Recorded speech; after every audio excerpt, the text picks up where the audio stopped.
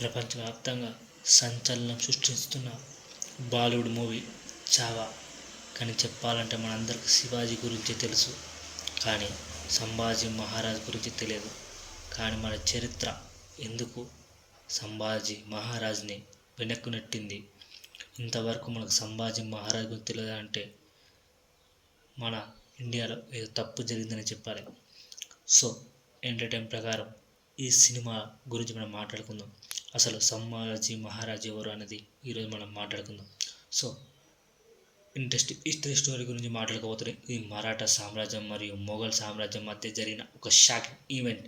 Chhaava cinema చూసిన తర్వాత సంభాజీ మహారాజ్ మరణం తర్వాత ఏం జరిగిందనేది తెలుసుకోవాలనిపించింది. నేను రీసెర్చ్ చేసి తెలుసుకున్న విషయాలను మీతో షేర్ చేస్తున్నాను. ఈ వీడియో చాలా ఇంట్రెస్టింగ్గా ఉంటుంది కాబట్టి చివరి వరకు తప్పకుండా చూడండి. సంభాజీ మహారాజ్ మరణం. సంభాజ్ మహారాజ్ ఛత్రపతి శివాజీ మహారాజ్ కుమారుడు. అతను మొఘల్ చక్రవర్తి ఔరంగజేబ్తో యుద్ధాలు చేసి మరాఠా సామ్రాజ్యాన్ని రక్షించాడు. కానీ ఔరంగజేబ్కి సంభాజీపై కసి ఉంది. అతను సంభాజీని పట్టుకోవడానికి ప్రయత్నించాడు. చివరికి సంభాజీని పట్టుకొని అతన్ని క్రూరంగా హింసించి చంపారు. సంభాజీని టార్చర్ చేసిన విధానం చాలా షాకింగ్గా ఉంది. అతన్ని 40 రోజులు బంధించి ప్రతిరోజు క్రూరమైన శిక్షలు ఇచ్చారు. అతని కళ్ళు పీకేశారు, వేళ్ళు నరికేశారు మరియు చివరికి అతని శరీరాన్ని ముక్కలు ముక్కలుగా కట్ చేసి నదిలో పారేశారని అంటున్నారు. ఈ ఘటన మరాఠా ప్రజలను ఆగ్రహంతో నింపింది. సంభాజీ తర్వాత మరాఠా సామ్రాజ్యం తర్వాత అతని భార్య యేసోబాయి మరియు అతని సోదరుడు రాజారాం మరాఠా సామ్రాజ్యాన్ని నడిపించాడు. యేసోబాయి చాలా స్మార్ట్గా పనిచేసింది. ఆమె రాజారాంను తమిళనాడులోని చింజీ కోటకు పంపించింది. అతను ఆచూకీ తెలియక, ఎందుకంటే అతనిపై కన్నేస్తారని చెప్పేసి అక్కడ అతను మొఘల్కు వ్యతిరేకంగా యుద్ధాలు సిద్ధం చేశాడు. మరాఠా సైన్యం సాంతాజీ మరియు దానాహజీ వంటి వీర నాయకత్వంలో మొఘల్ సైన్యంపై సర్ప్రైజ్ అటాక్ చేశారు. వారు గొర్రెల అటాక్ వంటి వార్ స్ట్రాటజీ ఉపయోగించి మొఘల్ సైన్యాన్ని భయపెట్టారు. ఆ యుద్ధాలతో మరాఠాలు మొఘల్ సైన్యాన్ని ఓడించి వారి సంపదని తిరిగి వాళ్ళు తీసుకున్నారు. సో ఔరంగజేబ్కి ఏం జరిగింది? మరాఠా సైన్యం యొక్క వార్ స్ట్రాటజీలు మరియు వారి ధైర్యం వల్ల ఔరంగజేబ్ చాలా భయపడ్డారు. అతను మరాఠాలను ఓడించలేకపోయాడు మరియు చివరికి మరాఠా భూమిపై చనిపోయాడు. అతని మరణం తర్వాత మరాఠా సామ్రాజ్యం మళ్ళీ బలంగా ఎదిగింది. సంభాజీ కుమారుడు షాహు ఔరంగజేబ్ చేత బంధించినప్పటికీ తన తల్లి యేసుబాయి సహాయంతో విడుదలయ్యాడు. అతను ఆ తర్వాత మరాఠా సామ్రాజ్యానికి రాజయ్యాడు. సో ఈ వీడియోలో మనం సంభాజీ మరణం తర్వాత ఏం జరిగిందనేది మీకు వివరించాం. ఈ స్టోరీ చాలా ఇంట్రెస్టింగ్గా మరియు ఇన్స్పిరేషన్గా ఉంది. మీరు ఈ స్టోరీని ఎలా అనుభవించారో కామెంట్లో మాకు తెలియజేయండి. సో ఎందుకంటే Sambhaji Maharaj next level. So నాకైతే చాలా బాధగా ఉంది.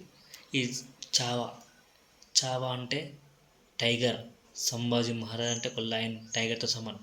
కానీ నిజంగా చెప్పాలంటే శివాజీ గురించి తప్ప మనం ఈ చావా గురించి మాట్లాడుకోలేదు. సంభాజీ మహారాజ్ గురించి అంత గొప్ప యోధుడు, ఇంతటి వీరుణ్ణి మన చరిత్ర ఎందుకు పక్కన పెట్టిందో నాకు ఇంతవరకు తెలియదు. సో సంభాజీ మహారాజ్ చాలామంది శివాజీతో పాటు, ఎందుకంటే శివాజీ తన ఆరోగ్యం క్షీణించడంతో మరణించాడు. కానీ ప్రపంచంలో ఎవరిని హింసించినంత సంభాజీ మహారాజ్ని హింసించాడు. ఉప్పు ఒంటిపై రక్తం కారుతుండగా ఉప్పు పెట్టి చాలామంది తలల్లో మేకులు కానీ బాడీలో కత్తుతో కానీ ఇలా చాలా హింస పెట్టారు. కళ్ళు పీకేయడం కానీ, నాలుక కట్ చేయడం కానీ, ఇది ఇంతవరకు ప్రపంచంలో ఎవరు చర్మాన్ని వల్చడం కానీ, ఇది సంభారాజ్కి ఘోరంగా అవమానం జరిగింది. ముఖం మీద ఉమ్మడం కానీ ఇవన్నీ చెప్తున్న చరిత్రలో ఇంత గొప్ప రాజును మనకు ఎందుకు చెప్పలే? ఎందుకంటే ఈ చావా సినిమా వల్ల ప్రపంచవ్యాప్తంగా సంభాజీ మహారాజ్ మనకంటూ ఇంకో వీరుడు ఉన్నాడని ఈ చరిత్ర మనకి ఇప్పుడు చెప్పింది. సంభాజీ మరణం తర్వాత మరాఠా సామ్రాజ్యంలో తీవ్రమైన రాజకీయ మరియు సైనిక మార్పులు చోటు చేసుకున్నాయి. ఆయన 1989లో మొఘల్ చక్రవర్తి ఔరంగజేబుతో దారుణంగా హత్య చేయబడిన తర్వాత మరాఠా సామ్రాజ్యం తీవ్ర సంక్షోభాన్ని ఎదుర్కొంది. సంభాజీ మహారాజ్ మరణం తర్వాత జరిగిన ముఖ్యమైన సంఘటనలు రాజారాం మహారాజ్ అధికారం చేపట్టడం.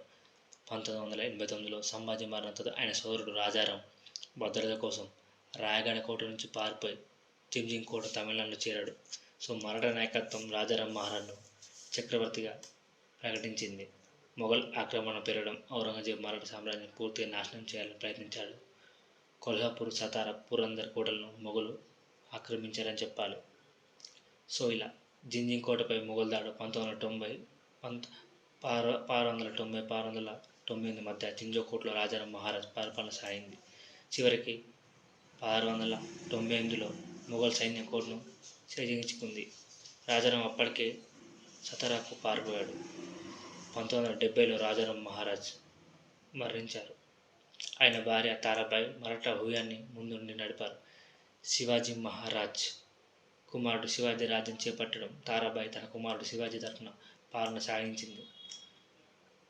1707లో ఔరంగజేబు మరణంతో మొఘల్ సామ్రాజ్యం క్షీణించింది. తర్వాత మరాఠీలు మరి శక్తివంతంగా ఎదిగి 18వ శతాబ్దంలో ఉత్తర భారతంపై ప్రభావం చూపారు. షాకింగ్ ఇవన్నీ. సంభాజీ మహారాజ్ను దాదాపు 40 రోజులు చిత్రహింసలకు గురి చేసిన తర్వాత హత్య చేశారు. మరాఠాల గెరిల్లా యుద్ధం కారణంగా మొఘల్ సామ్రాజ్యం తీవ్రంగా బలహీనపడింది. సంభాజీ మరణించిన 20 సంవత్సరాల తర్వాత మరాఠీలు ఢిల్లీ వరకు విజయం సాధించి 1730లో మొఘల్ సామ్రాజ్యాన్ని దిగతార్చారు. సో సంభాజీ మహారాజ్ త్యాగం వృధా కాలేదు. ఆయన మరణం మరాఠా సామ్రాజ్యాన్ని మరింత శక్తివంతంగా మార్చింది.